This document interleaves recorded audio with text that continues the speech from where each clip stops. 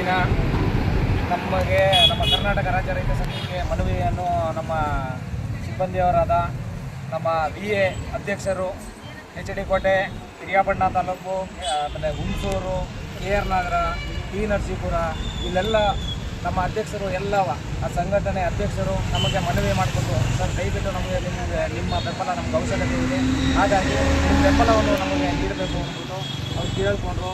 ಹಾಗಾಗಿ ನಾವು ಆಯ್ತರಪ್ಪ, ಇದು ರೈತನ ಪರ ಕೆಲಸ ಮಾಡ್ತಾ ಇರೋರಿಗೆ ಆದಷ್ಟು ರೈತನಿಗೆ ತೊಂದರೆ ಆಗದೇ ಇರೋ ರೀತಿಯಲ್ಲಿ ಬೇಗ ನಿಮ್ಮ ಈಡೇರಿಸಿ ಸರ್ಕಾರ ನಿಮ್ಮ ಏನು ಬೇಡಿಕೆ ಇದೆ ಅದ್ರ ಬಗ್ಗೆ ನಾವು ಆಯಿತು ಅಂದ್ಬಿಟ್ಟು ಬೆಂಬಲಕ್ಕೆ ನಾವು ಯೋಚನೆ ಮಾಡಿದ್ದೀವಿ.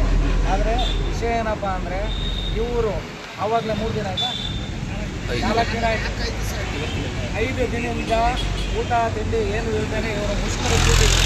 ಸರ್ಕಾರ ಇವತ್ತು ಕಣ್ಣು ಮುಚ್ಕೊಂಡು ಕೂತಿರೋ ಕೆಲಸ ಮಾಡ್ತಾ ಇದೆ. ಇವತ್ತು ಇವರಿಗೆ ಕೂಡಲೇ ಇವರು ಏನು ಬೇಡಿಕೆ ಇದೆ ಈಡೇರಿಸಬೇಕು ಅಂದ್ಬಿಟ್ಟು ನಮ್ಮ ಕರ್ನಾಟಕ ರಾಜ್ಯ ರೈತ ಸಂಘಟನೆ ಒತ್ತಾಯ ಮಾಡುತ್ತೆ. ಹಾಗಾಗಿ ಇಲ್ಲ ಅಂದರೆ ಇದು ರಾಜ್ಯ ಮಟ್ಟಕ್ಕೆ ನಾವು ರೈತ ಸಂಘಟನೆಯವರು ರಾಜ್ಯ ಮಟ್ಟಕ್ಕೆ ಕರೆ ಕೊಡಬೇಕಾಗುತ್ತೆ. ಏನಕ್ಕೆ ಅಪ್ಪ ಅಂದರೆ VAಗಳೇ ಇಲ್ಲಿ ಕೂತಿರ್ಬೇಕಾದ್ರೆ ನಮ್ಮ ರೈತರು ಕೆಲಸ ಮಾಡೋಂಥವ್ರು ಯಾರಿದ್ದಾರೆ?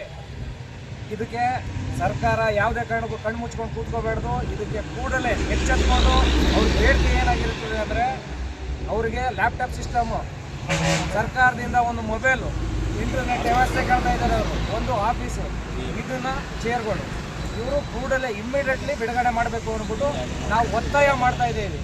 ಇಲ್ಲ ಅಂದರೆ ನಾವು ರಾಜ್ಯಾದ್ಯಂತ ಇವರು ಈ ಕಡೆ ಮುಷ್ಕರ ಮಾಡಲಿ, ಇಲ್ಲ ನಾವು ಕರ್ನಾಟಕ ರಾಜ್ಯಾದ್ಯಂತ ನಮ್ಮ ರೈತ ಸಂಘಟನೆ ಕೆಲಸ ಯಾವುದು ಆಗ್ತಾ ಇದೆ ಅಂದ್ಬಿಟ್ಟು ಸೋಮವಾರ ನಾವು ಕರೆ ಕೊಡಬೇಕಾಗುತ್ತೆ. ಎಚ್ಚೆತ್ಕೊಂಡು ಆದಷ್ಟು ಬೇಗ ಇವ್ರ ಕೆಲಸನ ಬೇಗ ಈಡೇರಿಸಿಕೊಡ್ಬೇಕು ಅಂದ್ಬಿಟ್ಟು ತಮ್ಮಲ್ಲಿ ಮನವಿ ಮಾಡ್ತಾ ಇದ್ದೀವಿ. ಇಲ್ಲ ಅಂದರೆ ಸೋಮವಾರದಿಂದ ನಾವು ಕರೆ ಕೊಡಬೇಕಾಗುತ್ತೆ. ಇವ್ರಿಗೆಲ್ಲ ಕರ್ಕೊಂಡು DC ಆಫೀಸ್ ಮುಖ್ಯ ಕಾರ್ಯಕ್ರಮ ಸೋಮವಾರ ಮಾಡಬೇಕಾಗುತ್ತೆ ಅಂದ್ಬಿಟ್ಟು ಎಚ್ಚೆತ್ತು ಈ 2 ಮಾತನ್ನು ಮುಗಿಸ್ತಾ ಇದ್ದೀನಿ. ಜೈ ಹಿಂದ್, ಜೈ ಕರ್ನಾಟಕ.